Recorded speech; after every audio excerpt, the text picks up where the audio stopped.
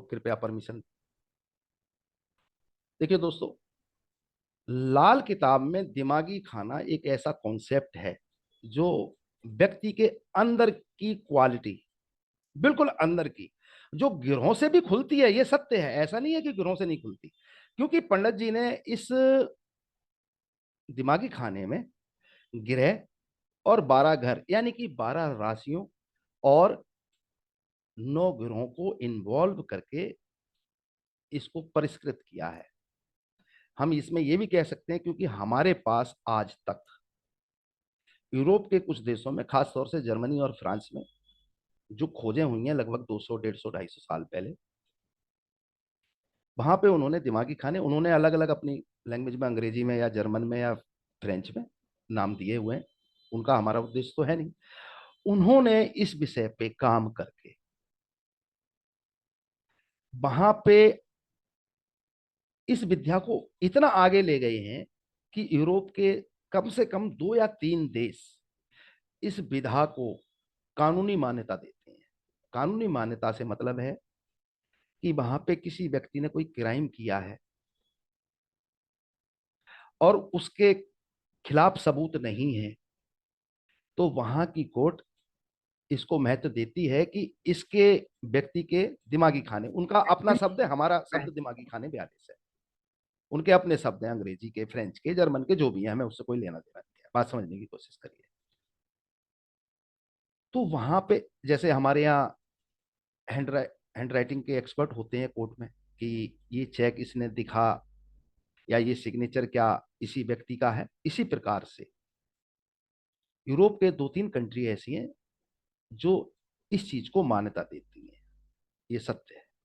और इसकी खोज मेरी जानकारी के अनुसार लगभग 200-250 साल पहले यूरोप के बस ये 2-3 देशों में हुई थी। वहां ये चीज आज भी लागू है, लेकिन वहां पे ग्रह और राशियों का कोई संबंध नहीं है।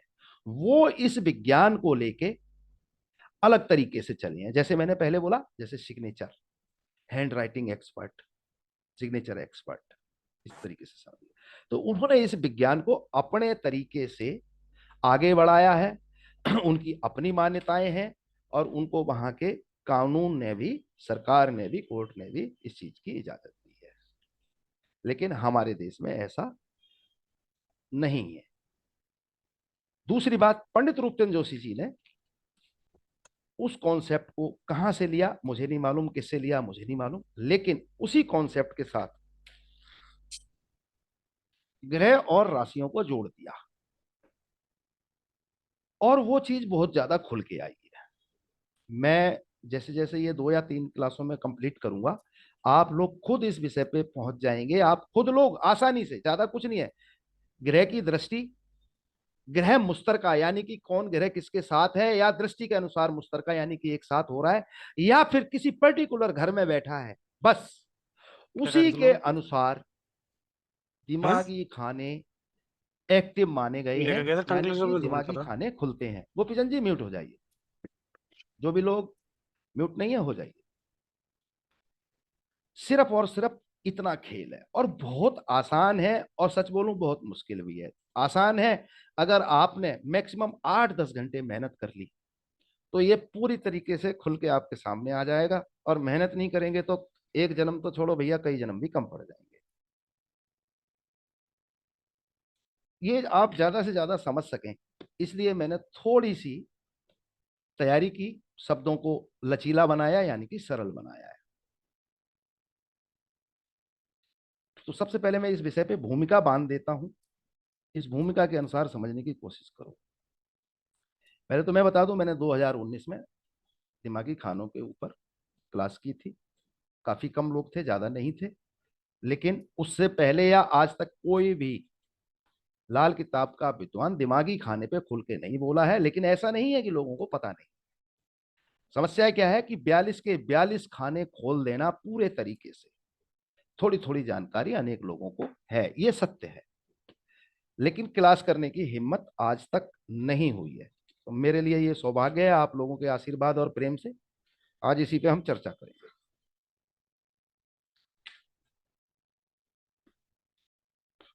इसमें मैं जितना बोलता जाऊंगा दिमागी खाने जब जब खोलना शुरू करूंगा, आज हो सकता है कि दो चार छह आठ खाने खोल दूं, 42 तक तो नहीं पहुंच पाऊंगा एक क्लास में। इसको कंटिन्यू प्रैक्टिकल में लेना, प्रैक्टिस करनी है। हो सके तो अपने व्हाट्सएप ग्रुप में भी डाल के आप लोग करना। अगर मैं आज 5 खाने खोलूं तो 5 खाने पे ही चर्चा करो, आज से ही शुरू हो जाना। इस बात को भी ध्यान करिए। सबसे जरूरी बात इसमें समझना यह है कि रट्टा नहीं मारना है, समझना है, समझना है। और मेरे पे जितनी भी हेल्प होगी, मैं पूरी की पूरी हेल्प आप लोगों को देने की कोशिश करूंगा। 1% भी मैं पीछे नहीं हटूंगा। इस बात का मैं आप लोगों को बिल्कुल कमिटमेंट करता हूं। इस बात को भी समझ लीजिए। दिमागी खाने 42, हमारी खोपड़ी के अंदर जो दिमाग होता है, खोपड़ी है, खोपड़ी की गोलाई है वो बुध की, ये खाना नंबर 12 से संबंधित है, 12th। दिमागी खाने 42, 42 का मतलब, आप ध्यान करिए, लाल किताब में 42 नंबर सिर्फ सिर्फ एक ही ग्रह राहु के लिए इस्तेमाल किया गया है। इस बात को भी ध्यान कर लीजिए, सिर्फ और सिर्फ राहु के लिए। इसमें और किसी ग्रह का नाम 42 से संबंधित नहीं है, लेकिन सभी ग्रह और सभी घरों का इस्तेमाल है। इस बात को समझ लीजिए। क्योंकि दिमागी ख्याल, दिमागी ख्यालात, दिमाग की लहरें, इन पे राहु का बहुत बड़ा इफेक्ट है। इसलिए 42 और 42 खाने, उन्होंने खाने भी 42 का दें। जब आप लाल किताब 1952 के सेकंड पार्ट में देखते हैं, तो लगभग आधी किताब के बाद ये सब चीजें खुल के आपके सामने आएंगी। ये दोस्तों राहु की ताकतें हैं, ये राहु की लहरें हैं, जिनमें 12 के 12 घर यानी कि 12 राशियां और 9 ग्रहों का संबंध बनाकर, माध्यम बनाकर, या यूं कह लें कि पंडित जी ने एक वैज्ञानिक संरचना बनाकर 42 टुकड़े कर दिए हैं खोपड़ी के, अलग अलग 42 पार्ट में बांट दिया है। इस तरीके से समझ लीजिए, 42 पार्ट में।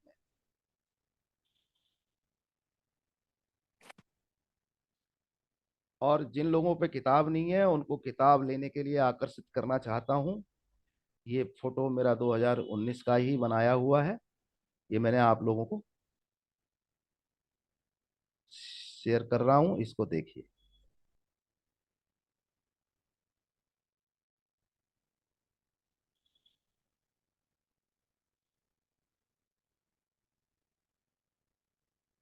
फोटो आपके सामने अभी आ रहा होगा।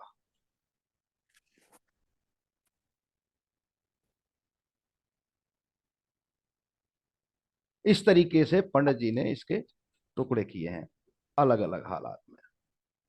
इस प्रकार से बायां हिस्सा, दायां हिस्सा, पीछे का हिस्सा, आगे का हिस्सा, ये सारी पंडित जी की मेहनत ही हम मानेंगे, हम किसी और की मेहनत मानेंगे ही नहीं।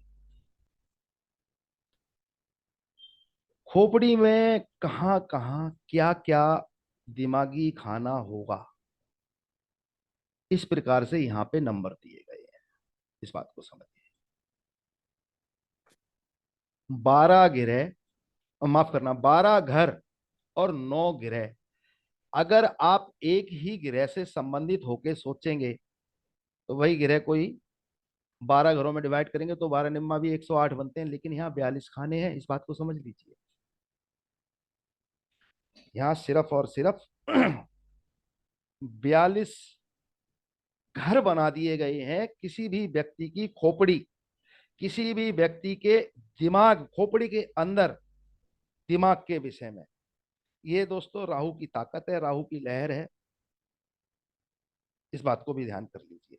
जो 9 ग्रह और 12 राशियों में एक समीकरण बनाकर आप लोगों के सामने रख दिया गया है, इसको ऐसे भी समझ लीजिए।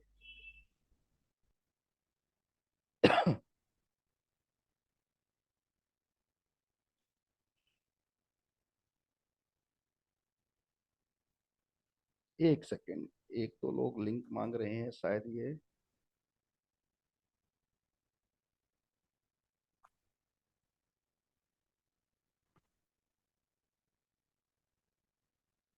चलिए, मैंने इनको मैसेज, अगर किसी पे लिंक हो और उनका वरुण बंसल जी से संबंध है तो उनको दे दीजिए। आप में से किसी का अगर किसी पे लिंक है तो दे दीजिए, नहीं तो एक सेकंड में दे ही देता हूँ। समस्या ये है कि टाइम पे आएंगे नहीं, बाद में यार आने का, बीच में ये डिस्टरबेंस करते हैं। और जबकि ये प्रैक्टिकल ग्रुप में देख लेंगे तो वहां भी इनको मिल जाएगा, वहां नहीं देख रहे हैं, ग्रुप में मांग रहे हैं। गुरुजी मैं तो हूँ इसमें। तो भाई आपने मैसेज क्यों दिया हुआ है वहां पे? नहीं जी मैंने नहीं दिया। तो ये कोई और वरुण बंसल होगा, चलिए, और कोई होगा व्यक्ति, व्यक्ति मैं बदल तो गया। बोल रहा हूँ हाँ हाँ, मैं। हाँ मैं मैंने समझ गया। पहले, हाँ जी एक हाँ नाम जी। के कई कई लोग भी होते हैं, मैं समझ हाँ जी हाँ जी हाँ जी गया। हाँ ऐसा जी। ऐसा होगा। हाँ। ओके। अब देखिए, इसी को समझने की कोशिश करिएगा थोड़ा सा, दिमाग को खोल के। मेन मुद्दे पे अब आना शुरू कर रहा हूं, ऐसे समझ लीजिए।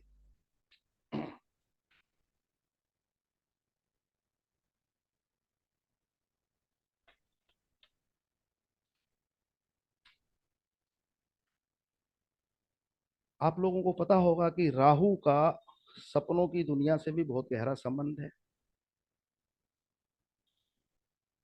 राहु का सपनों की दुनिया से भी बहुत गहरा संबंध है, समझिए। राहु विचारों का देवता है।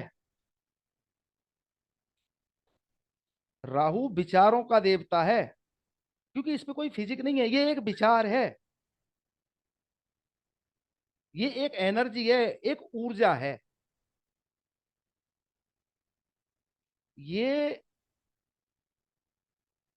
राहु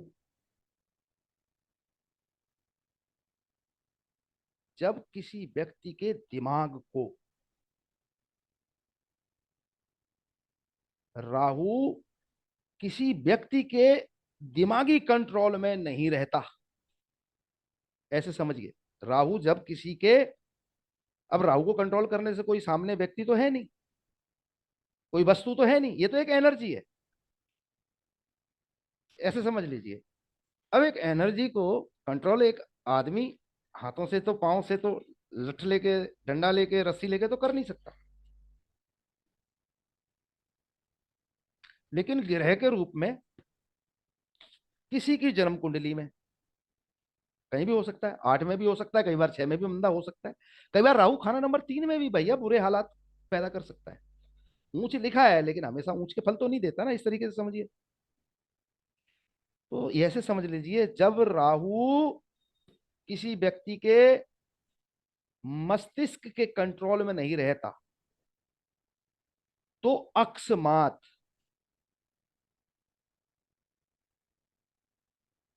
विचारों को जन्म देता है।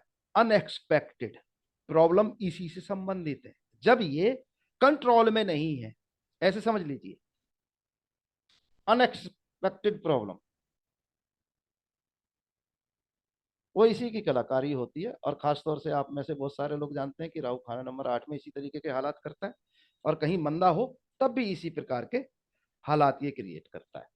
खासतौर से खाना नंबर 8 इस विषय पे बहुत कुछ बोलता है, आप में से ज्यादातर लोगों को पता होगा। और जब ये राहु की ऊर्जा काबू में होती है, यानी कि राहु जन्म कुंडली में अच्छे हालात का बैठता है, तो ये अच्छे विचार भी देता है। कोई भी ग्रह कितना भी अच्छा बैठा हो, कितना भी बुरा बैठा हो, उसको पूरी कंडीशन के अनुसार, ग्रामर के नियम, कंडीशन के नियम, उसके बाद ही फाइनल होगा। आप कहेंगे राहु 3 में बैठा है और मैं कह दूंगा भाई ये तो आपको फांसी लगा रहा है, बात समझने की कोशिश करिए। तो सारे सूत्रों को तो देखना पड़ेगा, लेकिन फिर भी एक राहु को ऐसे भी कह सकते हैं कि ये हमारे विचारों का देवता है, वो चाहे अच्छा हो चाहे बुरा। जैसी राहु की कंडीशन होगी उसी प्रकार से व्यक्ति में विचार बनेंगे। लेकिन एक और बात है, राहु ऐसे भी विचार देता है जो कि लोग बड़ी बड़ी खोज कर लेते हैं, इनोवेशन, वो राहु की कृपा के बिना नहीं आ सकते, इस बात को समझिए। यानी कि दुनियादारी से अलग हटके एकदम व्यक्ति ने राहु अच्छा बैठा है और सोचा और वो काम किसी को नहीं मालूम, लेकिन वो व्यक्ति करके ले आता है, नई नई खोज कर लेता है। जितने भी बड़े बड़े साइंटिस्ट होते हैं जो नई नई खोज करते हैं, जैसे एडिसन जैसे नई नई खोज करते हैं, सोचिए उनके अंदर ये ख्याल कौन लेके आता है, और वो उसमें लगे रहते हैं पूरे पूरे जीवन। और सबसे बड़ी बात, उन सब की कामयाबी की उम्र देखिए। मैक्सिमम साइंटिस्ट जो खोज करता रहे हैं शुरू से, उनकी उम्र आपको राहु की उम्र से संबंधित ही कामयाबी से जुड़े होंगे। जिस प्रकार से मैं कहता हूं कि मीडिया में वो राहु चार से कहता हूं, या बहुत बड़े जो कथाकार होते हैं मुरारी बापू जैसे, इस तरीके से आजकल प्रदीप मिश्रा का बड़ा नाम चल रहा है, एमपी का, सीहोर का। इन सब की उम्र भी वही होती है, कथा। वैसे ही जितने भी इनोवेशन है वो राहु की कृपा के बिना हो ही नहीं सकते। और ये कृपा कब करेगा? अपनी दशा महादशा या 35 साला चक्कर के अनुसार, व्यक्ति का हो चाहे वो गिरोह का हो। गिरोह का होगा तो 42 से 47 है ही है, 6 साल। तो इन लोगों को इसी उम्र में तरक्की मिलती है, और ये दुनियादारी से अलग हटके नई नई चीजें खोज के लाते हैं। अब और राहु को समझने के लिए समझिए, रात में सोते समय या दिन में सोते समय जो हमारी किसी भी व्यक्ति की शक्तियां जो जागरूक होती हैं, वो सुप्त हो जाती हैं जब हम सोते हैं। जागते हैं तो वो जागरूक हो जाती हैं, सोते हैं तो सुप्त हो जाती हैं। तब हमें स्वप्न सपने दिखाई देते हैं। ये सपने भी राहु की देन है, सुप्त अवस्था में। यानी कि व्यक्ति सो रहा है लेकिन उसके दिमाग के अंदर लहरें काम कर रही हैं, ऐसे समझ लीजिए। इसी को, इसी पावर को, इसी सत्ता को, इसी ऊर्जा को ज्योतिष में राहु से पैदा हुआ या राहु से उत्पन्न हुआ माना गया है, ऐसे समझिए। और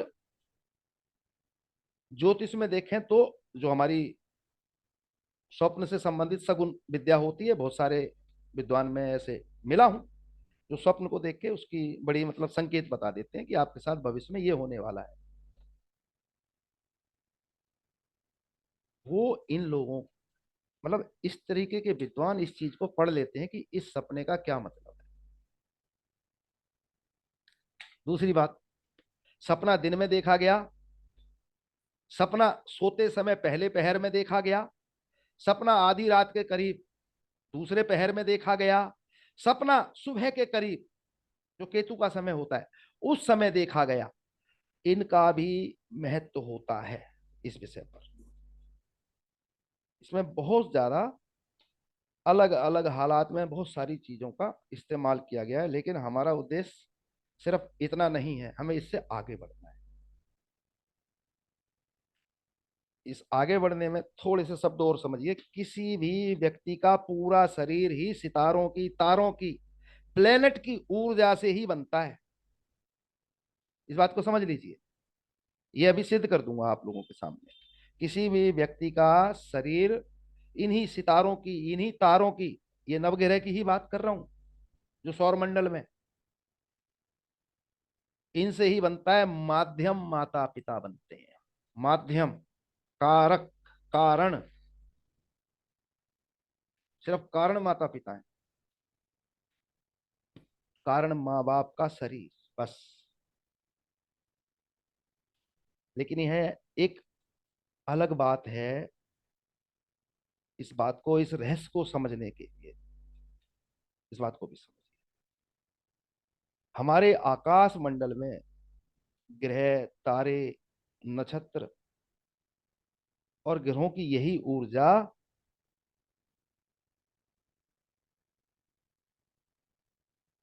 काम करती है। ज्योतिष विधा में जो हमारे तारे हैं, हम लाल किताब पे आ गए, हम तो सिर्फ 9 तारों को मानते हैं, इस बात को समझिए। ये तत्व विज्ञान की देन है, और यही विज्ञान हमें धार्मिकता, गैवी विधाएं, जिनको गुप्त विद्या भी कह सकते हैं, देवी विधाएं भी कह सकते हैं, देवी देवताओं का पूजा पाठ, धर्म स्थान बनाना, धर्म स्थान की सेवा करना, पूजा करना, पूजा स्थल, तंत्र मंत्र जादू, जैसे भी ये इलम है, ये विद्याएं हैं, ये सब भी पूरे सौर मंडल यानी कि आकाश मंडल में बैठे हुए ग्रहों से संबंधित हैं। हम इसमें नक्षत्र वगैरह और फालतू की चीजों में ना जाके सिर्फ और सिर्फ 12 राशियां और 9 ग्रहों से संबंधित होके समझेंगे तो अच्छा रहेगा। क्योंकि फिर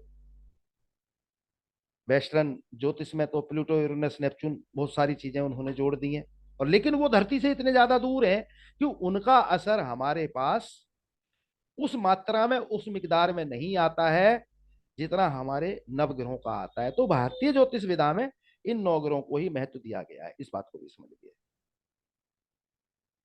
अब इस और सूत्र को समझिएगा एक वैज्ञानिक तरीके से। हमारे इस ब्रह्मांड की कोई भी वस्तु या कोई भी इकाई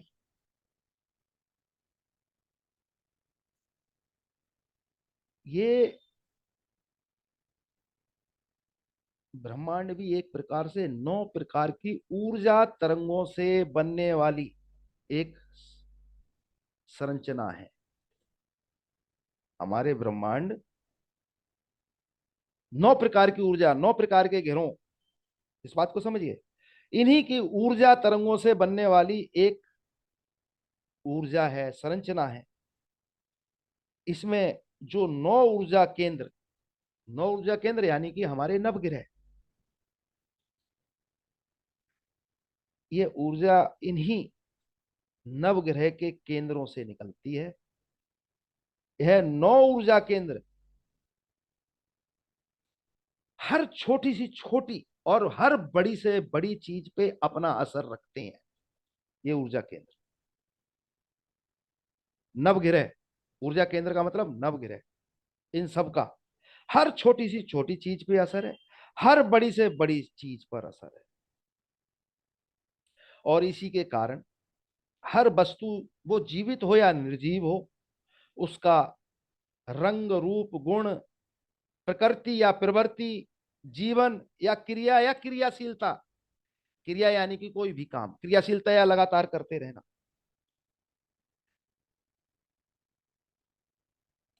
इन्हीं सब के द्वारा निर्धारित होता है। और इस संपूर्ण ब्रह्मांड की जो उत्पत्ति है, अगर हम शास्त्रों को देखें तो वो शून्य से मानी गई है। ये एक प्रकार से शाश्वत तत्व,